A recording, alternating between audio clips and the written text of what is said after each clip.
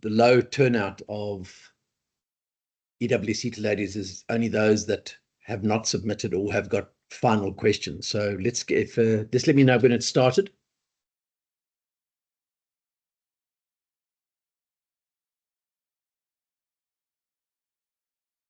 Well, the recording has started. Sorry, thanks, Kim. Thank you. All right, welcome everyone.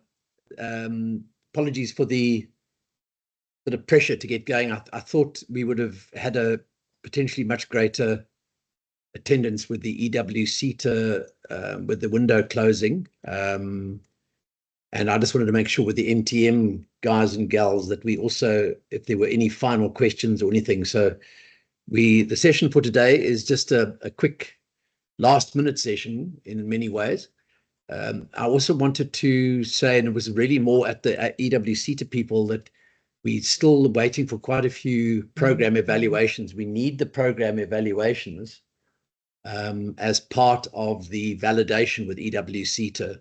So I've got a few from MTN. I've got about 15 or 16, maybe 17 from EWSETA, 2 from SAICI, but there's still quite a lot missing. Thank you to the mentors, but they aren't in the session anyway. So today's session, just quickly, I want to reiterate the checklist template.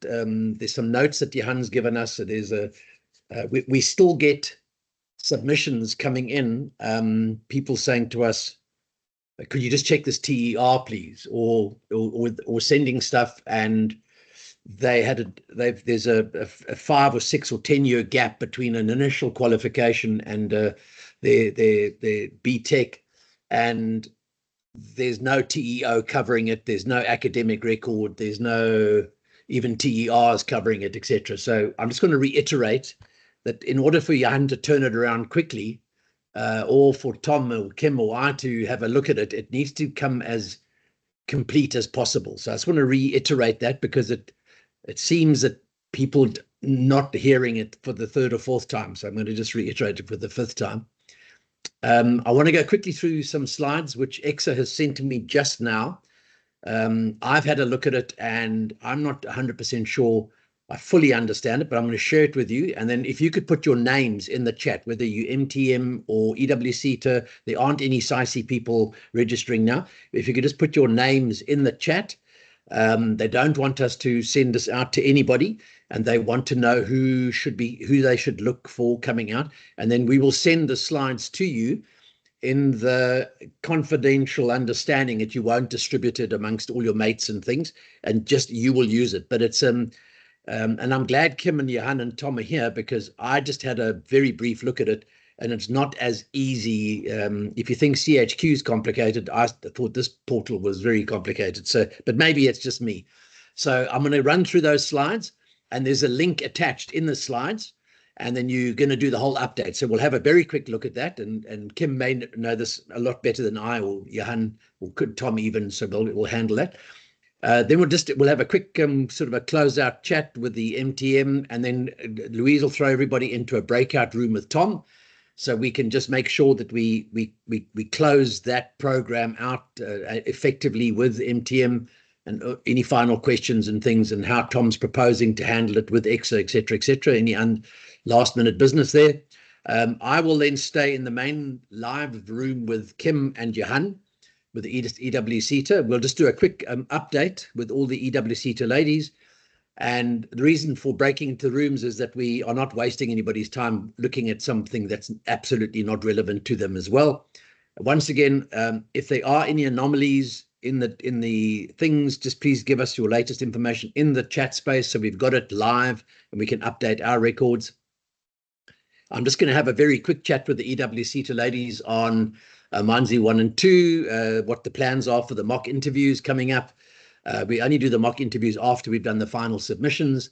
And then that obviously going forward now, the focus changes to mock interviews and submission preparation for the AMANZI 345 people. So it's starting all over again. We've also got a lot of feedback from all the different groups, and there's some very, very useful feedback. So things like not having multiple platforms, changing the timing, to be more compatible with women, with kids, etc., family responsibilities, looking at smaller, more focused groups, people that are struggling, etc., all of that kind of stuff. We're going to be implementing power skills and more CPD, and we're going to be implementing a session specifically for mentors, supervisors, and referees. So that'll all be coming into the session, and you'll need to be on CHQ in order for any of that to make any sense to you.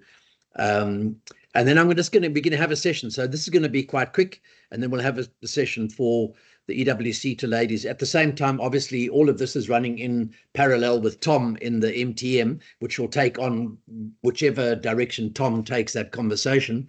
But the EWSETA, whoever's in the EWSETA with me, Kim and Johan, will have an opportunity, any final requests or things that you're not sure of, Q&A, etc., etc., and then we close out the session. If it's probably going to end earlier, and that's good for everyone, obviously.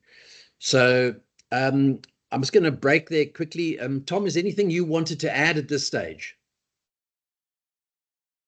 No, I think we're good to go, Phil. Let's have the conversations in the breakout rooms, and between Rob, Mike, and I, we can wrap up the status of the MTM and maybe just look a little bit about how we're going to handle Basil and the others that are coming in a second tranche. I'm not sure where we are with Michelle on that, but we'll deal with that offline between SASI and MTM. And then I presume we're going to get sucked back in again at some stage. How are you going to manage the timing on that, Phil? Yeah, that's a very good question, Louise. You're going to need to know that time limit, as Louise just sent me a message, say time limit for the breakout. Tom, what do you propose? I'm suggesting we can probably get most of this done in 45 minutes to an hour. I don't even think we need as much time as that. No, okay. So should we? So it's 16:10 now. Can I suggest that we aim at going back into the plenary room at 16:40?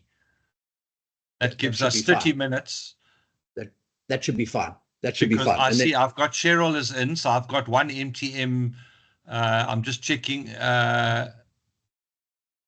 Is Boyke in? Because I see Boyke's been pinging you all day as well. Yeah, Boyke, I've sent him back feedback today with input, and he's acknowledged it and going to still try. Cheryl's is here, but not submitted yet because it's got a few signatures to go. But let's break away and give us half an hour. Mike, I think half an hour is enough time, eh? Perfect, Tom. Fine with me. Yeah. So just give us if you find that at the end of the 30 minutes when we suck back in, we finish with the MTM NUC 1 and NUC 2 discussion, then I will just be with you in the plenary group discussing the balance of the EWSETA ladies. 100%, no problem at all. Yeah, okay, all good. Cool. All right, okay, so let's go. All right, Sparkle. Sorry, Louise. Let me. Oh, I see. There's more people that came in. I'm just going to quickly see who they are. But anyway, so Louise, so Aaron, Basil, Calvin, Cheryl, Emma, Grant, Mike. I saw Aaron. Boyke is in now. And Rob, I think on my, I don't know if there's any below that I've missed. And Trev. Yeah, there's just, I've got all of them now. Okay, not a problem. All right. Okay. All right. Thank you. If I miss somebody, they can just tell me and then all that. So can I open the room? Yep. I can't see, Louise. Will you tell me when it's all sorted? Okay, so it's opening. It takes a minute or two. Just give us a second, then we'll see. I'll tell you when it's done. Tom, sorry, just while we're talking, like I actually meant to do a bit of a closeout with MTMs, which I'm going to miss now. I think so will you do that? Gone. It's gone for. Shit. Okay. All right. Okay. So let's just is everybody, are the EWSETA people still in here? I'm not sure how many people are left. You've got quite a few. Oh, okay. Yes, right. There's 13 people left. Oh, okay. A lot of people did join. Okay, so I'm not going to spend long on this. this is just another request from Johan and myself and Kim and everyone and Tom, is to the ladies that still need to submit, is to please help us to help you. If you've got an initial qualification and then you did your secondary qualification and you're moving maybe from a technician to a technologist, or you got your first qualification and now you're wanting to apply as a technologist with your second qualification, and you've done civil engineering work between, please make sure that you give us your academic record. We need to know the subjects that you did and are they appropriate. We need to know the work that you did. If it's more than 10 years, you can do it in a TEO. If it's not more than 10 years or it details appropriate, give it to us in a TER. Just make sure you don't leave that. So many of the ladies have come through the double qualification route to get to the technologist level, and they just miss a whole portion, and Jan has to send it back to them, etc. So please look at that carefully. Make sure that, you know, with your academic record, if ideally we need to know the subjects. It makes it easier to make sure that we understand that it is a pure form of engineering, civil engineering, or is it an element in the computer areas, etc. So we prefer to know the subjects. And then a very common problem is that your training and experience summary really needs to tie up date for date with your TEOs and your TRs. Johannes had to send documents back. If you look at CHQ, so much feedback has been given where dates just don't tie up. And you know that you can't have gaps and you can't have overlaps. So you need to look at that really carefully. There's a lot of, if you've missed it, if you just scroll through CHQ, you'll see lots of feedback that Johan's given that I've put into CHQ, which gives you very clearly what to do, what not to do. So if you can help us with that, that'll be really good. And then if you could just let us know, you know, the experience audit, the learning gap analysis is not critical. That's not an EXA requirement. That's an M4S. Nice to have, just so that we, when we have very mature candidates, we have a way of getting a feel for their journey, kind of thing. So not essential. If you don't want to send those, that's also not important. But certainly from point 3, your engineering report needs to be, we need to have your training and experience reports, your training experience outline. If you have been working for longer than 10 years, your TES needs to tie up with the whole journey. If there's anything that is needed to be ratified in your qualification, your academic records, your educational background, international qualification, or anything else it's more for the MTM guys. But if there is anything, and we do need your B18 EDR, please make sure that you submit that as well, so that we can go through that to make sure that you've got the necessary validation of engineering thinking and acquiring the necessary knowledge and understanding. And then we also would really like to know that your mentors, your supervisors, and hopefully even that your referees have had a look at it, but certainly that your mentors and your supervisors have had a good enough look at it to have sorted out all the writing problems. You've had a really good first pass at making sure that you've got your word count right, you've got the numbers of bullet points right, that you've got the layout, you've used the right wording, the right descriptors from table 1 in the RO2 document, so that you're using the words when appropriate. And like, you know, I was contributing, or I was in performing, and all of it, participating, etc. Make sure that it's been written in the first person, so it's I did this. Make sure it's very specific and not generalist and we did this or our team did that. Make sure it's very specific. So we're hoping that the mentors can help you iron that out. There's a huge amount of very valuable feedback that we've taken the trouble to put into CHQ. And if you really want to get a good review and your best chance of just getting through the technical sort of evaluation, then just go to school on what everyone else has, you know, been taught. So that would really help. Please, if you can do that to help us. So Monique and people that are about to send us information, please, if you can do that to help us, to help you. And then Johan turns it around very quickly. If you give him a full set of documents and he doesn't have to go scratching and asking us for further questions and things, you'll get a fantastic bit of feedback from Johan in a lot of detail. And it'll just give you a level of polish that I don't think many candidates ever get this opportunity. So please just do that. It's in your best interest. Okay, Kim, Johan, this is the slides. I'm going to go through this. I'm not proposing that we're going to use this, but I just want to show you what we have so that we can then share it with everybody who is interested. So what you should do now, I will obviously share this with Johan and with Tom and with Kim and Friedrich and Jones and myself. But for the candidates who will be uploading, we need your names, please. So this is, please remember and please note very carefully. EXA have asked me to confirm that this is not going to be distributed to all and sundry. Their systems are being checked and tested. We're being sort of trusted to be part of their testing environment. And so they would like to know the names of the people. So I know Colofelo and Cheryl and a couple of people have indicated that they would quite like to use the portal. Some of you have jumped the gun and you've gone in and you've done it. And so well done, huge congrats on that. So I'm just going to go through this without reading everything. It's a lot of detail. Some of it makes sense. Some of it doesn't make sense. Kim, you're welcome to guide me here on how you, or Kim or Johan, on how you would like to handle this.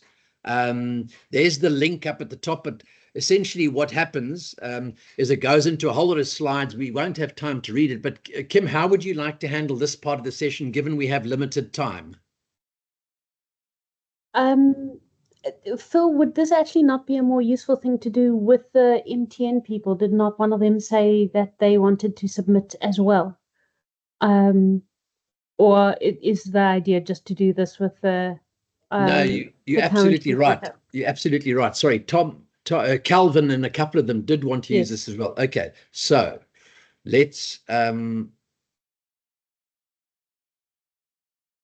Louise. So maybe we just, when we go back into the group, we can run through these slides and see if we can make sense out of it. Okay, Louise, are you able to throw me or Kim into that group quickly, just to give them a heads up that we will do it? Kim, thank you for that. You absolutely 100%. Calvin and a couple of others did mention they wanted to use it. Yeah. I don't think we even need to give them a heads up. I think because they saw it on the general agenda, it's just we've ended up doing the split room slightly earlier than intended. So all it is we will handle this when we get back together again. I think they'd be expecting it rather than, I don't think they need a confirmation of it, at least. I'm just going to send Tom 2 seconds. I'm just going to send Tom a 2-second thing. Tom,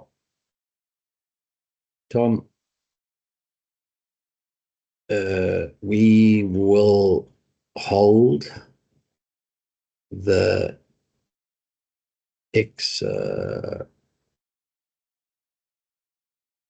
do you ever notice that you type a lot slow when you got an audience watching you? We will hold the EXA portal session until... It's even worse if we can physically see you type, then you're going to make all sorts of mistakes. Until we can back with the MTM. Okay, nearly done. Sorry about this. That must have been agonizing. Okay, all right. To the ladies in EWSETA AMANZI 1 and 2, we've updated the things. Thank you to all of you who sent me updated information. This is the way we have it right now. So is Boitumelo Maifadi in the group here? Louise or anybody, can you see? Is Boitumelo here? No, okay, all right. So what Louise and I will do after this session, we'll follow. Boitumelo is in Matsidiso. Okay, yeah, that's the other Boitumelo. That's the other Boitumelo. Yeah.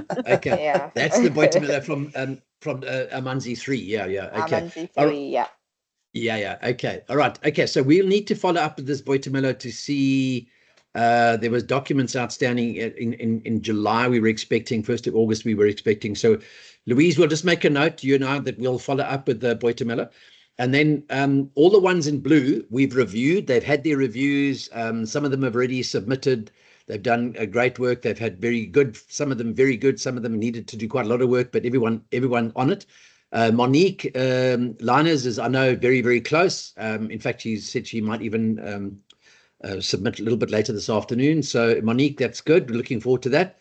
And then Musa Wenkosi Ndlovu. Is Musa Wenkosi in the session? Louise, can you see if Musa Wenkosi and Ndlovu? I'm just checking for. Musa Wenkosi, if you're there. Mafani is in. Musa Mafani. Okay, but Musa is different. Yeah. No, Okay. it's not. So this is Musa Wenkosi and Ndlovu. All right, and then we also had someone. Phil, I don't know if that's related to it. Hold on, let me click out of there and go back into Teams. A hand up. I can't see a hand up. Oh, yes, it was Monique, but it's gone down. Oh, so I'm assuming it's. Sorry, I was speaking, but I forgot I was still on mute. Okay. Hi. Now, I just wanted to ask, I know I said today, but then you mentioned about all the comments that's on CHQ.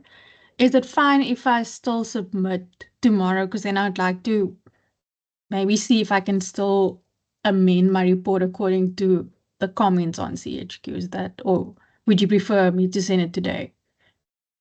No. You must do it so that you put your best foot forward. If you can browse CHQ, there's very valuable feedback in there. It's really, you'll see there's a lot of repetitive stuff, so don't miss those. There's also very good advice from Johan. There's high value advice in there. My suggestion is just browse through it, take a little bit of time, tidy up your report. I think for all of you that haven't submitted, I think make Friday the 9th by lunchtime your cutoff. That's what I would suggest you do. Then it's going to go in there, and you well within, it's next Thursday. You don't want to be trying to submit on Wednesday the 14th. So I think we should just agree that Friday the 9th is a good cutoff, and it'll give you time also to, if you want to use the portal to get familiar with it. I think it's going to take a little bit of getting used to, or you can just do it by email. But if it is bigger than 5 meg, someone said that they submitted more than 5 meg. It's up to 10 meg. Someone actually asked EXA, and EXA said that you can submit up to 10 meg. I think the main thing with submitting, if you're not going to use the portal and there is size restrictions, is make sure that you limit it to, let's say, 5 meg at a time, and make sure you reference it very carefully, document 1 of 3. So they know that there should be 3 documents, and they're going to look for 2 of 3 and 1 of 3 and 3 of 3. That's important. There's over the years, there's the Bermuda Triangle in one of the levels, one of the floors at EXA, where documents just go missing. So you don't want to be one of those people that misses the review process because a document was missing.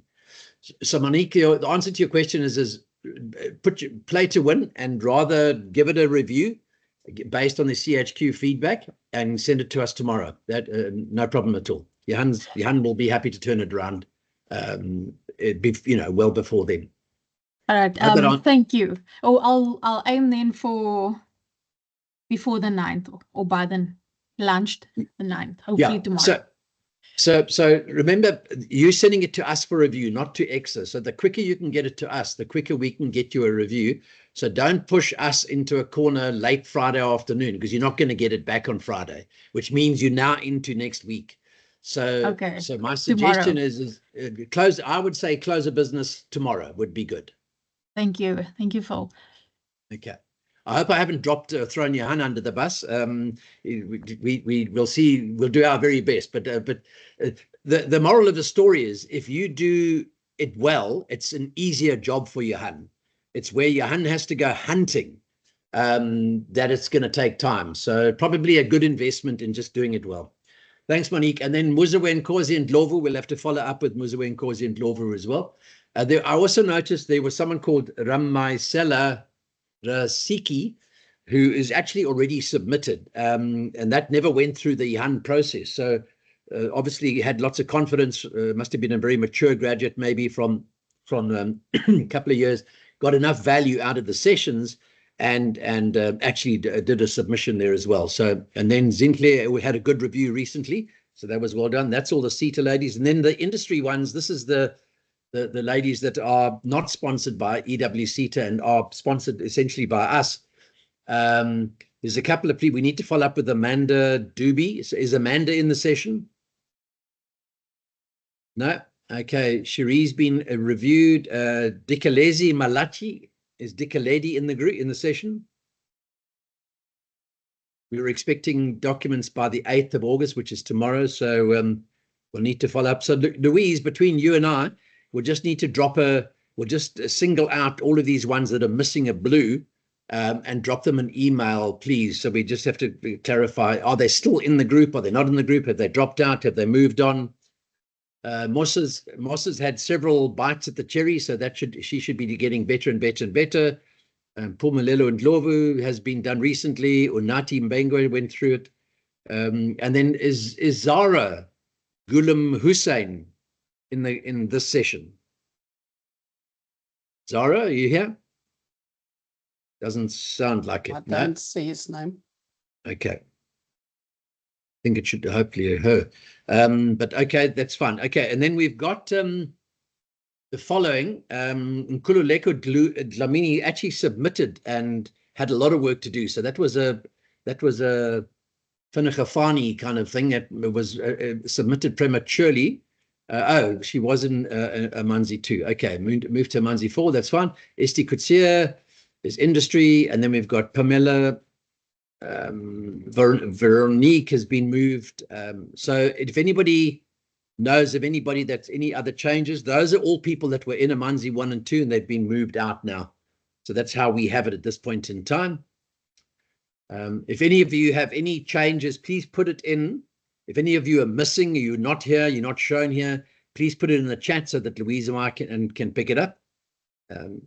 So just to go back, is there anybody in the chat here from AMANZI 1 and 2 or 3 and 4 or 5 that wants to submit now in this window before the close of the window on the 15th of August that we have not discussed? Is your name not shown on the lists that I have just covered here? I'm not sure, Louise, if any hands are going up, but if you're not on this list. There's just Cherie that dropped in the chat that the documents have not yet been reviewed. The review date is 10th of August and the submission date is pushed to the 15th because the mentor got sick and she has not finished her comments yet. Okay, all right, that's pushing it. Cherie Janssen van Rensburg. So that's the 15th is close off. That's when EXA closes the thing. So that will be really pushing it. So just make sure that everything else, there's probably no way we'll be able to turn it around for you. So you might have to take a view on what's missing and what you can send us, and then we'll have to talk to Johan nicely to see if we can try to look at what you have got and clear. So maybe you need to drop us, Cherie, maybe you need to drop us an email with what you have got and is watertight. In other words, your training and experience report. Have you checked your dates with your TOs and your TERs? Have you done your engineering report? What is missing? And identifying exactly what you know is missing, and then maybe we can take a look at it just to try and help you polish it. But I'll take it up with Johan, but you need to let us know how we can help you. But leaving it until the 15th is too late. We can't turn it around. So then you're going to go into EXA without any support. So just make a call there and try and help us to help you. But we would need as much of your information in a completed state, checked. We know that your mentors or mentees have had a look at it, but you need to implore them that they are going to drop you under the bus if they don't review it. It's also not the end of the world. If you miss this window, you've got the next window and the thing, but it would be, obviously, I'm sure you'd like to get registered. So help us to help you. Just give us an email and tell us what you have got and what you haven't got. Okay, hopefully that deals with that. Okay, and then those are the other ones that have been moved around. All right, I'm going to hand over now to Kim and Johan, or to the audience, to have a Q&A. I see the time is we've got a couple of minutes. Louise, what do we agree? 14:40, I think Tom said. Yes, he said it was 30 minutes. Right. So I'm going to shut up, and then ladies from EWSETA, any final questions? I'm going to stop sharing and just go and hand over to Kim and Johan if you've got any questions. Any mentors? I see Anton Faridis here.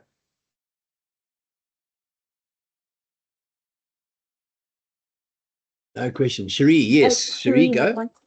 Hi, I actually have a few questions. So I noticed that they changed the application, sorry, they being EXA, let me rather use correct wording. EXA has changed the template like at the beginning of June. So the pile of documents that you gave us in March has obviously got the older template on. Is it still fine if I stick with the old template, or should I do the mad dash to update everything and adjust to the new template or the new form? Kim, I don't know what your and Johan's thoughts are, but one of the things that we are dealing with is that the new forms, which is handled by one department, Dr. Francisca Botma's department in EXA, is different to the department that handles the standards and the policies, which is Mr. Edmund Malo's department. And we've found that there are discrepancies, which is why there's actually a working group being put together. And so there are discrepancies, and not only discrepancies, there are problems because there are not enough rooms for the signatures and things like that. Kim, I'm not sure about the exact timing. What would be your advice there? So it's actually a tricky one. Bit of a pain with the forms for everybody, that the forms were just updated before this, because you're not the only one to have had this situation. So one of the things that happened that I'm aware of in the last window is one of the guys that I worked with, he submitted an old version of the forms, and it was a substantially older version of the form. And he was then asked to update all of his information onto it, onto the new forms. So they're not going to kick you out because of it, but they might ask you to resubmit on the new forms if they open it and see you've seen on the old form. So it's a bit of a, either you take a chance now and see whether you have to do it again, or you just acknowledge the fact that one's going to have to update to the forms and update it quickly. It's hard to give you a definite way forward on it. Cherie, what we could do, Kim, sorry, I didn't mean to interrupt. What we could do is we could ask EXA the question, but their turnaround time it varies. So we could ask EXA that, but I agree with Kim. I think that if you have got the time, and that's the latest form that is theoretically in play right now, I would suggest that you update it to the newer form, which is the ones that the assessors will be using right now. Given that they have slight anomalies and things like that, what's going to happen from the third week in August onwards, our working group with myself, Kim, Friedrich, Tom, and Jones Molasani we're going to have a session amongst ourselves, and we're going to put in a proposal to EXA to say these are the problems and the anomalies and the inconsistencies, and they've Mr. Normalo has undertaken to address that and to work with us as an industry based focus group or working group, etc. But for your submission by next Wednesday, which is the 14th, so you don't want to go any later than that, but certainly maybe by Friday, my suggestion would be to update it. But let's ask Johan, because he would have been through. Johan, what are your thoughts here? Well, no, Paul, I think there's a lot of leniency, or it's actually EXA's fault if they come and change forms, which is inconsistent with previous forms. So I think it will be acceptable. It's not necessary unless they have the time, but they haven't had the time to do so. So as long as the application form is not substantially older, then it would be acceptable. Really. Okay. That's good advice. And I think, Kim, we would agree probably with that, as you can't, I think, as you said, they would probably apply leniency, because as long as it wasn't a 2002 form kind of thing, it was written. I think, Sheree, you said it was still within this year. So I think the short version is, if you find yourself sitting with spare time, you can update the form, but don't make it your priority. Rather get the existing stuff done, because they're more likely to be lenient on the form. All right, thank you. But there is then going to be the issue of, I've already sent out to my referees the old format, so it's going to have the title block. I mean, That's the fine. header is going to No, be I the think older that's good. header, and then the new. I wouldn't lose any sleep over having sent the referees one. They're not going to complain about that. Okay. Yeah, exactly. I agree. Totally. Yeah, so then I have other follow-on questions. There's a new form, the AN7SC supervisor checklist. What is that? Because it doesn't provide a definition. They don't provide not a definition, I mean an explanation like they do with the other forms of what this form is and how to fill it and who your supervisor should be.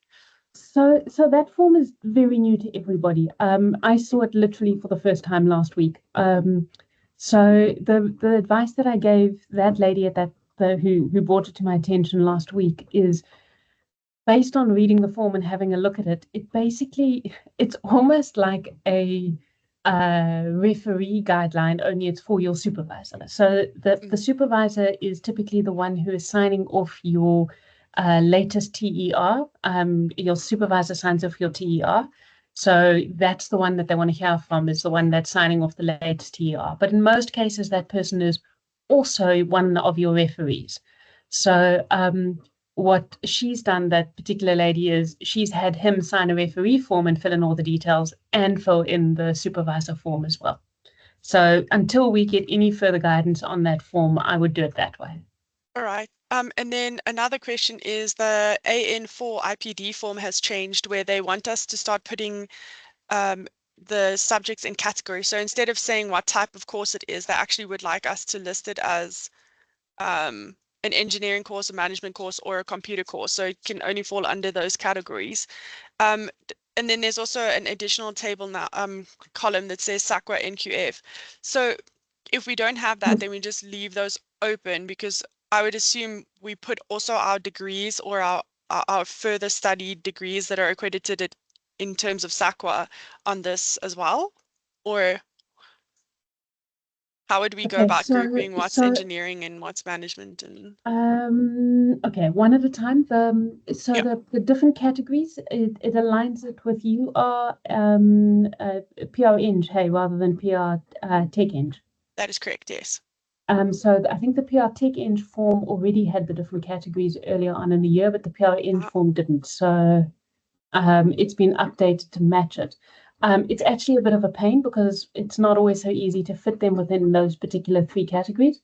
But it's, again, if you've already done your IPD form or on the old format, I would make it a very low priority. Just keep it in the way it is at the moment. They are likely, if they have an absolute problem with it, to send it back and just ask you to fill it in on the correct form. But they're not going to boot you out of this particular session, basically, because of it. Right. So I would stick with your existing form there. Regarding the NQF and whether or not your further education subjects need to go on that form, because your further education subjects are already filled in on the other form, though. Yes. I would, anything which is already, sure. Because your actual, it's a formal qualification. So I'd imagine if you were getting something that was, say, a project management course or something in addition that had an NQF rating but wasn't one of your qualifications that was defining your engineering work, then I would put that on the IPD form. But I wouldn't put your, say, if you've done an honors degree or something like that, I wouldn't put that on your IPD form. Johan, maybe you have input here? I fully agree with you, Kim. I don't think they can, insist on having the latest form now completed. Yeah.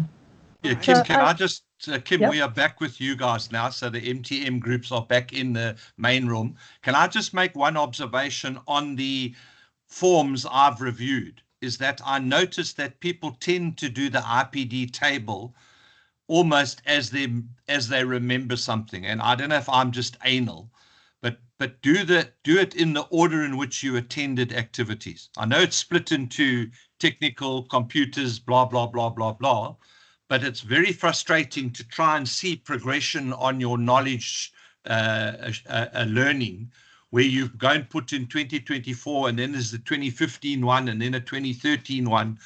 To me, you should put the IPD activities in the same chronological order as you do your experience summary report, from the oldest date to the newest date. Just a cosmetic thing, which I would suggest that candidates make sure they do. I know when I reviewed Calvin's and a few others, I did suggest to them that they just tidy that up so it looks more professional. And the EXA guys will appreciate that, because then they can scan through to see, at what point in which TER did you do what little bit of extra IPD work. Yeah, Tom, I would agree with you. I mean, being in this space for many, many years, I would agree with you, because what it also does do is it gives an indication, are you moving away from skills-based training more into kind of the management layers, more into almost the sort of the leadership stuff, and what do you need to do the job at a skill level, but what do you need to do to show that increasing level of responsibility, which is where you're moving towards your level E. So I would agree with you totally that it gives a logical path in terms of increasing. So Cherie, hopefully that answers your question. Yeah, one last following on question from that, before I do say thanks and keep quiet for a bit, is how do they know, how does EXA know that we haven't sort of faked it with the AN4 form? So with the other forms, we have to get commissioner or certified degree, for instance, like certified all your subjects and their marks. But with this form, wouldn't we have to sort of show all the certificates of completion? I understand that would make it really, really bulky, but I mean, it's so easy for me to just say, oh, this was so many hours and it's validated by this body, and nobody ever queries that. So that's just a side question, but yeah. So you please don't include the certificates, because it does make it very bulky. Yeah. It's a combination of things.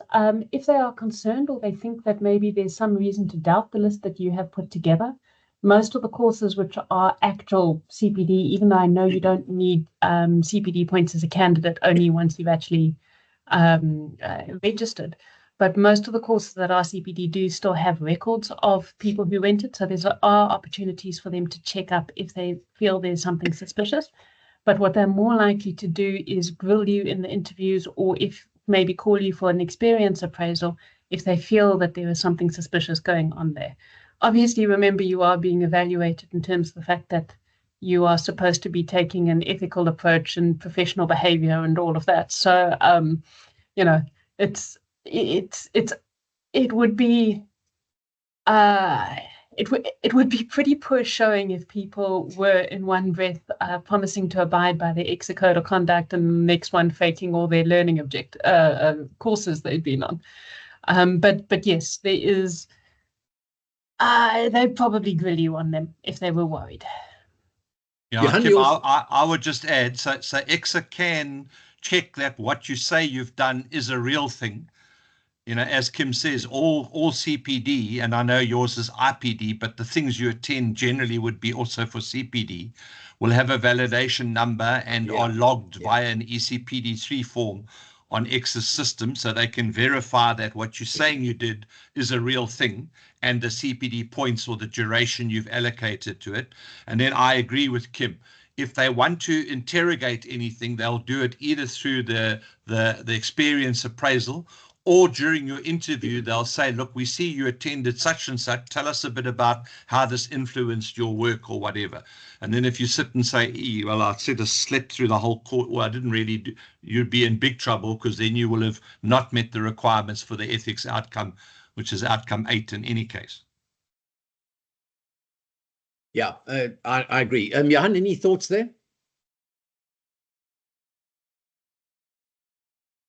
Johan? I agree with both Kim and Tom. You know, applicants must realize that they signed a declaration on page 1 and 2 that everything contained in their applications must be true and correct. So they can even get a criminal charge against that. In my 18 years with EXA, we only had one guy that tried that. So the bona fides of each applicant are accepted. But if there's a guy that tries to how do you say, convene or contravene, to see furnish false details, then they will be brought to book. But really, I don't think it's such a big issue. The bona fides of the candidate is more or less accepted. So, Cherie, I think as Kim says and as Tom says, the moral of the story is almost any IPD or any training course that is worth its salt, whether it's IPD or it's a SAQA registered thing with NQF unit standards, or if it's a professional qualification with some sort of CPD validation, it'll always have a reference number. If you just put in, without putting in all the certificates, if you just put in the exact descriptor of the course with whatever the SAQA unit standard references or the CPD registration is, what the number of points that were, that sort of thing, it is then easily searchable by the EXA assessors, and then you don't have a big bulky documentation. But as Tom says, don't claim that you've done, nuclear physics for beginners if it's relevant, and then you don't even know the beginnings. So I think we've handled that. We've beaten that point to death. Hopefully that's good. Cherie, are you good to go? Yes, thank you very much. Okay. All right. Welcome back to the MTM guys and gals. In the group over here, Kim suddenly realized that we were talking about the EXA portal, and it may be relevant to, I know Calvin put his hand up and said he wanted to try it. So we suddenly thought, well, hang on, let's just mix and match the whole thing. So if there's aren't any other questions, I'm going to go quickly back into the slides so we can deal with the portal. Tom, are we good to go? Is that okay with you? Yeah, we were going to ask for you to share the slides so that we can interrogate it. And I'm not sure if anybody is going to do it, because some of them, the applications are already in, and we don't want to confuse the EXA system with more than one submission. But let's have a look at the slides, and Erin is our go-to person to make things work. Erin, you back in there? Is Erin in with us now? Yes, I'm here, Tom. Okay, so maybe share those slides, Phil, and let's see if Erin can interpret the hieroglyphics of what you meant to do and not do for us, and then it'll help everybody, particularly those that are going to test it. Yeah, if I understood you correctly, as Fran has asked for us to tell her who is applying from the Maselokani grouping through the portal, because nobody else can apply at the moment. We're being given a privileged test case. Exactly. So but we also don't want it to be a disaster.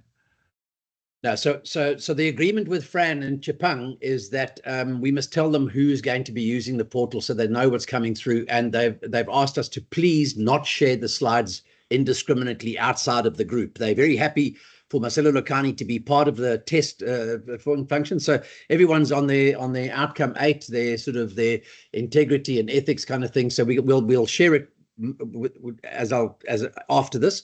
But let's look at it now, Phil. Go to share screen and let's look at it quickly now, and just see if we can decipher what you couldn't, and then we can rely hopefully on Aaron to say no, he understands that it's some hyperlink or some weird thing.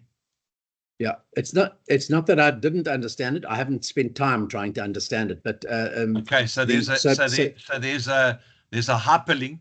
What happens when you click on that, Phil? Nothing at the moment. I'm in presenter mode. Can't you go control? Yeah, if you go. So that looks like an image. It looks like they in the slide. That's not a hyperlink. That's an image that they put in. So can you copy the hyperlink and pop it in the chat so we can get somebody to go in and just see what happens on the back end? No, that looks like an image that they brought in, Tom. It's a whole is. Okay, we'll go back to presentation mode and I'll take a quick photograph of it so I can go and try the link and see if the link works to start with. So yeah, so you need to, so it's https://engineeringcouncil.sa.microsoftcarmportals.com. Okay. You want me to blow it up or can you see it? No, I've got it. I can blow it up. I've taken a photo, so I'll share the photo with Aaron and he can go in and see what happens when Aaron, you happy to do that? Don't upload anything. Just go and see if you can blow the system up for us or otherwise. Okay, sure. Okay, so that's the first problem is their slides. The link doesn't work because it's an image that they've captured and they've cut and pasted into here. But anyway, that's the link. We can type that into the search engine and go and have a look at it. And then it goes into this, and it's for new users and for existing members. So they differentiate between if you registered with EXA or first time registration. So there's a registration process here. So if you haven't been a registered candidate or you aren't a professional, or you're going to have to create a profile for yourself initially. So and they give you a contact center number, et cetera, that you can go to. If you are already in there and you're updating stuff, then you should have a profile. But I'm assuming everybody in here will be creating a profile for the first time. So Tom, that's what I picked up from quickly having a scan at this. And then it's Phil, sorry, just go back half a page. To me, it says that if you've already a registered candidate with EXA, then you will already have a number. So because this is the create new portal account says use this option only to apply for first time registration, either as a candidate, professional in a specified category. So if you are already a registered candidate, you probably don't need a new portal account. Like for instance, I mean, okay, look, mine is irrelevant because I'm registered, but I have a portal login information with EXA already. And I think most of the people who registered as candidates probably will have. Yeah, so Kim, the top two blocks is for if you are an existing user, for a want of a better word, then you sign in using your current portal credentials, etc., etc., etc. And then it says create a new portal account. Why would it then ask you? But that's only for candidates. So the way I read that, okay, so basically the portal is entirely new. I don't think there is an existing database. So you as a registered person would actually have to request an invitation because you've never used this portal before. Yes. So you request the invitation, they send you the invitation, and then you can redeem the invitation using whatever they send you. So if you're a candidate, if you're registered as a candidate, you'll be clicking button 3, basically. Yeah, so candidate create new portal account. Oh, no. Sorry. Okay. So to me, you would be still clicking request invitation because you have already registered as a candidate. It's only if it's your first time registration, either as a candidate, professional, or in a category, that you would do the create new. But Kim, look, are you assuming everyone's a candidate? No. But Kim, sorry, the candidates, to register as a candidate, it is an online process now. You know, it used to be that form, that 2-page, 3-page form. It's now a digital process. Yes. So maybe that is what you are referring to. They would have had to create a username and a password in order to upload the candidate application. So they will also be request invitation, not a create new portal account, to me. Yes. But for those that have not registered as a candidate using the digital candidate application, they would go and they would create a new portal account, the second button, and then they would request the invitation, and then they would redeem that's what Aaron is saying. Agreed. Okay. Okay, Phil. So I'm glad that you saw the confusion that I saw. So then it goes into click on new application, professional application, and you've got you've got this button in the middle here, new application, new application. And then what's interesting is it's got a drop down that says new candidate application or new professional application. Yeah, but Phil, that's because they've expanded the digital application for candidates only to now also allow for application for registration. The only difference is this is an upload of an application, whereas their long-term goal by the January one is the actual application will be populated digitally online. You know, like a SARS return, you will go and click save, and then it's something you're going to need to work out from CHQ and others, because I presume you'll be able to download your incomplete application off their portal, or we should suggest it, and they must allow that. So if Aaron is busy and he wants to get input from a Rob or a Mike or whoever, they won't have access to his application on the EXA portal. Only the candidate will have access. I'm just thinking further than the current step where it's just a post office, digital post office. What's that? Yeah. We don't know yet when you click, or maybe the next slide will tell us what happens when you click on new professional application. So and I'm obviously going to share, I'll obviously share this with those who want to use the portal. I won't share it just generally, but so this is what I found this a little bit confusing. And then the next slide gives you this. So step 2, click on add qualifications and documents. So this is assuming now that you've already created a whole portal for yourself, because it hasn't asked you any of your own details and all that sort of kind of thing. So it's going directly into adding qualifications and documents. Kim, any thoughts here? Or Johan, anybody? I just wanted to fill in, by the way, that link is the normal self-service EXA portal. So it's just, if I open it and I log in with my normal details for logging into EXA, there is a new application format. I just don't have the possibility. I have new application and new candidate application, not new professional registration, which is the one that's obviously in beta mode at the moment. Okay, but so that's all of the normal login information that you would use if you're already a registered member. It's basically they're just expanding the existing portal. But that doesn't change what we've said so far. That's all still true. But normally when you are requesting invitation, you will need to give in your name and number and ID number and things like that anyway. So when you've logged in on the invitation that they've sent you, you will find the most basic information should already be entered. So that's why what was missing for me, is there wasn't that most basic, who the hell am I? That was missing for me. You'd probably need to fill it in if you go back 2 slides. When you click the create new portal account, you will almost definitely have to fill it in on that screen, the most basic details, and that then goes, and then you get the request invitation based on that. So they just haven't shown you what happens if you click the create new portal account, but I'd imagine the basic info is on there. Yeah, so for a training manual, I would have assumed that there would be a little bit more back to basics kind of thing. Anyway, it goes into this page, step 2. So can I move forward? Does anybody want to comment, Tom? No, I'm happy for you to carry on. Okay, then step 3.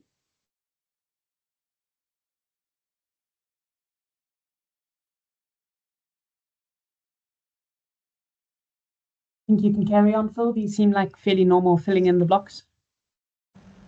Okay, pick 4, click on here to upload documents. Okay, so here you'd upload all of your documentation that you would otherwise be emailing to EXA. You'd upload the whole batch here. They've got the whole list.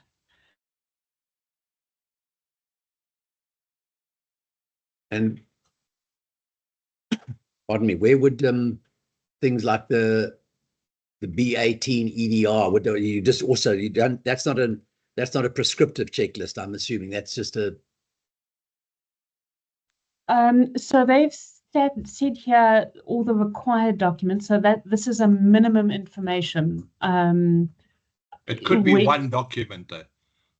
You don't have to submit them individually. You could upload as currently a 50-page application. Yes, absolutely. Exactly. as many of the candidates are doing. They're sending me 45 or 52 page sort of documents, or 48 page all together. Yeah.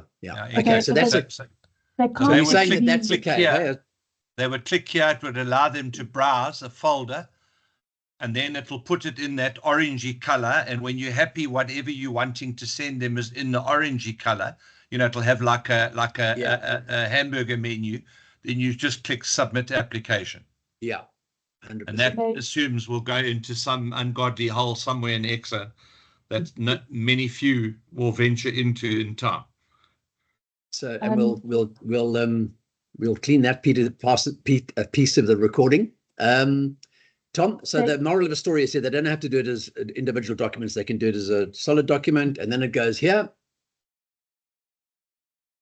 The general category where their qualification, so it goes back to the qualification thing. I just found this a little disjointed, but maybe that's just me. Can I carry on? Oh, hang on. This to me looks like when you click the upload button, you actually need to fill this in per document. So you would fill it in so you'd first upload one, which is your application form, and you'd select that. And because so there's from that item one on the top left is application form, and there it shows you. Yep, absolutely. So yep. Every document that you upload, you'd have to select which category it's in, what your I don't know if every item has a qualification. That might just be pitching up because of whatever the top one you've selected is. But so it looks like they're looking for them as separate PDFs rather than all as one PDF. Which goes exactly against everything we've just said. Yeah. Yep. So that we need to clarify. So I think Tom and Kim and Johan, I think this working group is going to be really important. Okay, then it goes to here. Phil Mike's just got his hand up. Sorry, I can't see it. Go, Mike. Look, I think this would eventually work, but the one thing I just want to try and shed some light on, and that is the referees are going to submit independent reports that need to be linked with this lot. So I'm not sure how that would work, because a referee would probably be registered. They would go onto their portal, log on, and how do you then merge that referee report with the application? So Mark, if it was a logical developed interactive, what would happen is that the candidate would be asked to record who their referees are and their referees' email addresses as part of this upload. Then what would happen is that email should go. So it would, let's say Aaron would go and say Mike Hillens, Paul, Tom McCure, whoever. Click, and you should receive an automated email to say, dear Mr. Hillens, you have been nominated by name of the candidate, reference number as a referee. Please click on the link attached here, and then it'll take you. If it's been built as a SharePoint in the back of, I don't know how they've built this. Yeah, that's the moral of the story is from our CPD, how our CPD works, Phil. It all works very automated. The stuff all goes in the right place, and the right people can see what they need to see. But it would appear that I know it's partly our pressure. They're wanting us to test the system, but I think we should make a question mark. What happens about the referees' reports? I've made a note. I'm going to send a note immediately after this. Mark, it's a very, very good point. In fact, it's a critical point because, traditionally it was in an unmarked or in a sealed envelope, and it went off, etc., etc. And then it's going to go to a different department from the post office compared to someone in the database room. So I think I will certainly answer. I will ask that question and have come back with an answer. I think it's a very good question. And Tom, I think making assumptions that there's kind of logical database constructions over here, we must be careful we don't make suggestions that is not actually in this current bill. So let's actually ask that very good question. If Kim, also on your side, if there are any, or Johan or Tom, any other points, or Mike and Rob, any questions that are, or even Aaron, any questions that come up, just ping them to me and I'll just make a list of questions and we'll get it off to them immediately. Once you click on the submit application, the final step will be to capture your application category. So we can do help with some spelling. So registration. So I'm assuming there's a drop down. We can't see what the drop down is, and I'm assuming that. Kim, any thoughts there? Yes, I would assume you click on that and it gives you all the appropriate drop downs, and then your registration category will have the same lists that you have on the EXA documentation to choose from, and disciplines as well. And Mike, you've got your hand up? Yeah, go, Mike. It just seems like there's a lot of duplication here, because you've got the required forms that you're going to spend a lot of time filling in. For example, your qualification, your registration type, that's all on your application form. Now you're going to, all you want to do is submit your form, your application. But they're repeating everything here. So you're going to duplicate everything onto this document. This is almost as if you're starting from scratch. Mark, I think they're doing that so that they can extract, like they can get it digitally.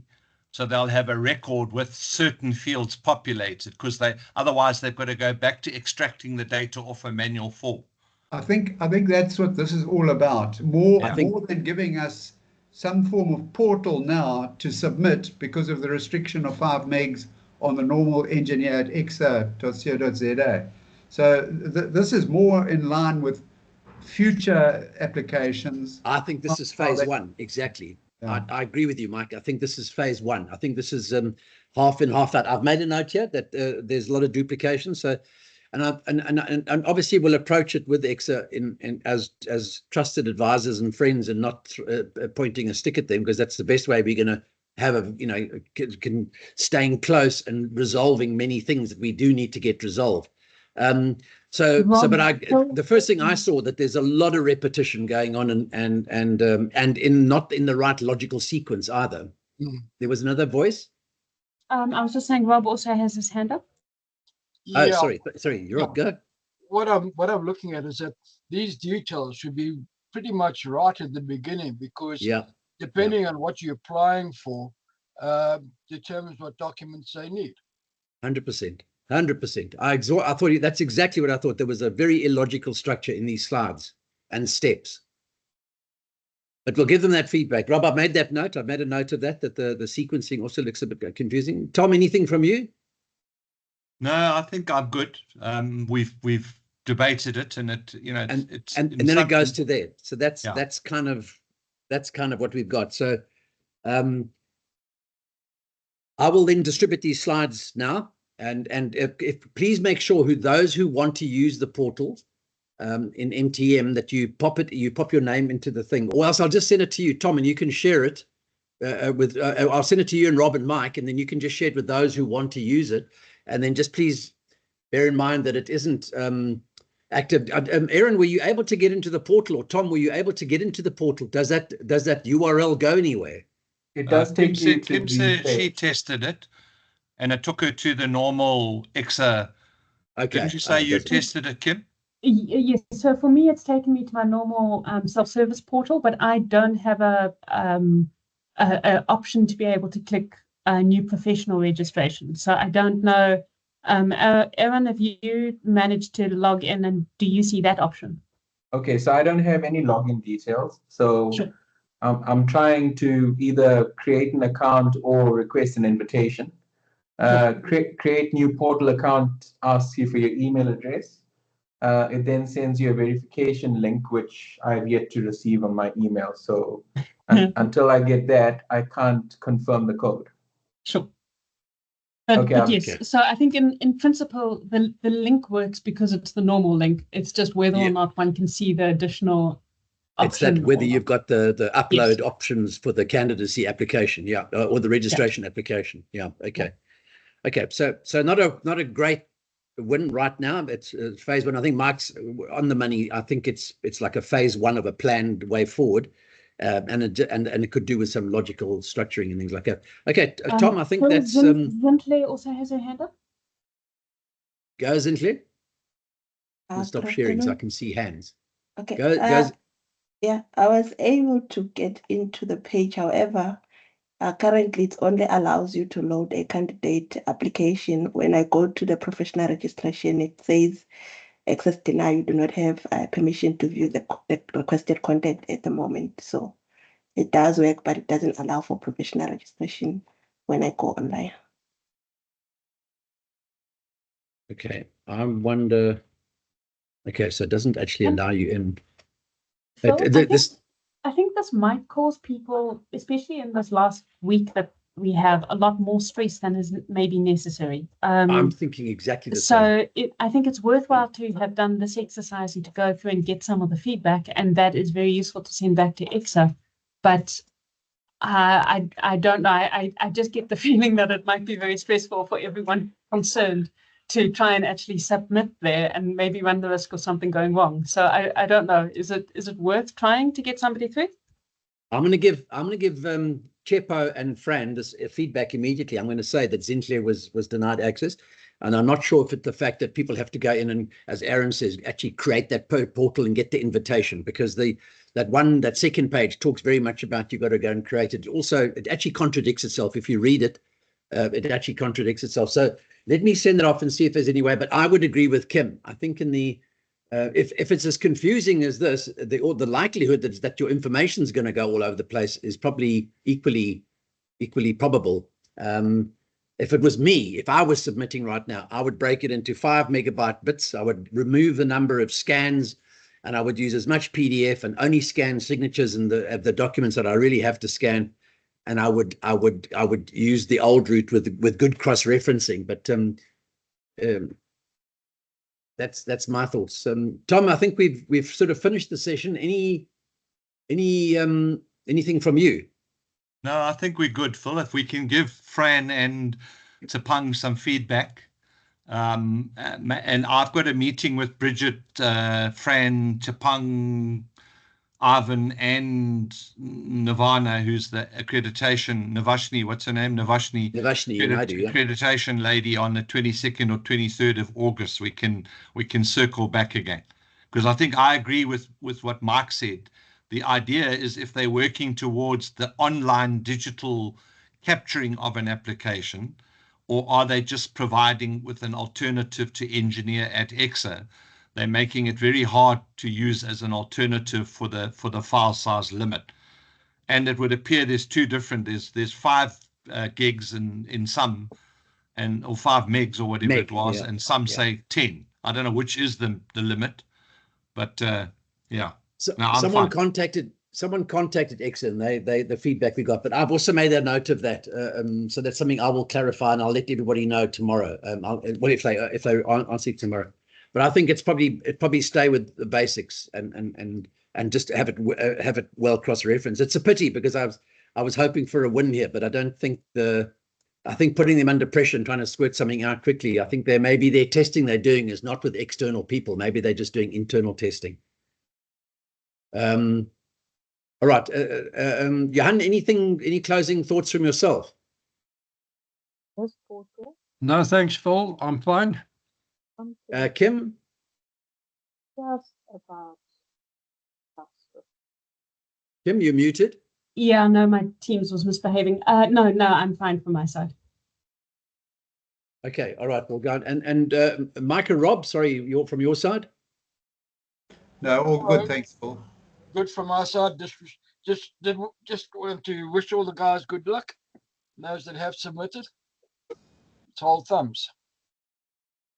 Yeah, at 100. I was just going to close up by saying it. So Cheryl's just said that she just sent a note to say she won't be using the portal because she doesn't have confidence in it. So I think, Cheryl, that's right. I would go with the road more traveled than this one less traveled, etc.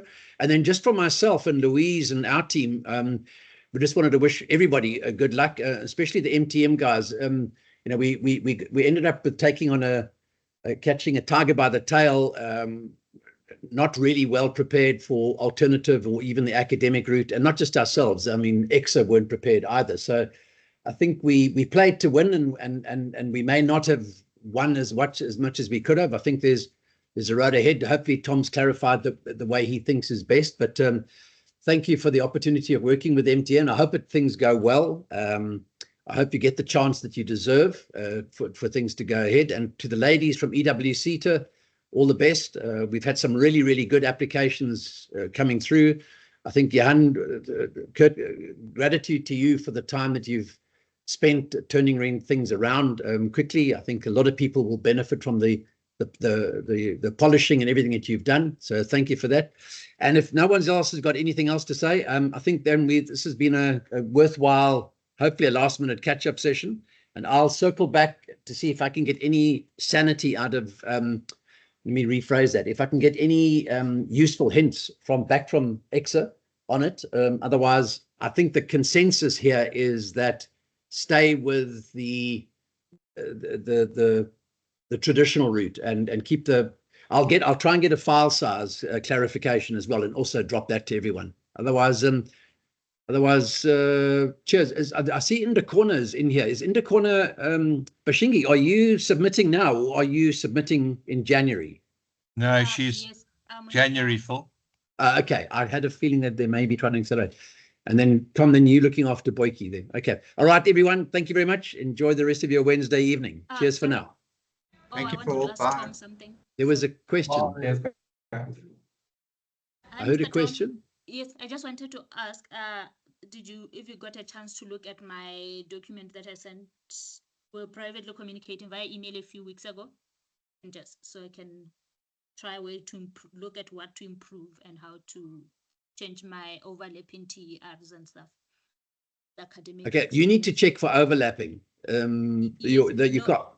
Yes, I was but- checking for that, but I just wanted clarity from Tom with regards to that. I sent him my document. Okay, Tom, have you got those documents? Well, and I probably have, but if it was in the last 2 weeks when I was jolly patrolling with the president, I'm still trying to catch up with that. Did you send it last week in Dakona? No, Just forward it again. Just Let- forward it again. So it's at the Okay. top of my mailbox, and then I will get back to you. Oh, okay, yes, I sent it on the 28th. Yeah, no, then I was busy Okay. playing executive with the president and the CEO. Yeah, Oh, okay, no problem, but I'd it was I'd just rather a not draft. have played, That's fine. but I was playing. Yeah, All right, thank you. cool. Okay, I will look for it. Thank you. Thanks, Indakona. Okay. All right. Cheryl's having a good Cheryl, cackle. what's Okay. wrong?